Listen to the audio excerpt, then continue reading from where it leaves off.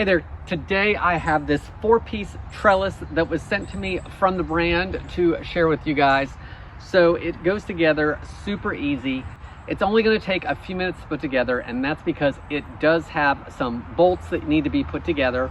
These do come folded in thirds, so you just unfold the panel and then insert the bolt and put on the nut. You are going to want to put these on nice and tight, because if you don't, they are going to want to fold kind of like this one down here on the bottom, because that's what's going to help make them nice and sturdy. Once this is all put together, you can see they have a nice butterfly design and they're nice and curved, so there's some nice curved edges to that trellis. These are super easy to move around, and with it being a 4-panel, you can divide them up however you want, or put them together, or even shape them a little bit.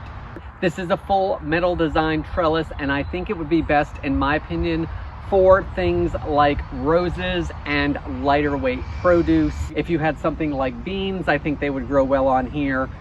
Cucumbers and tomatoes may or may not. I do think the heavier produce are not going to necessarily be great for this, but I think this is going to be great for climbing roses, morning glories, 4 o'clocks, things like that, as well as possibly some light produce.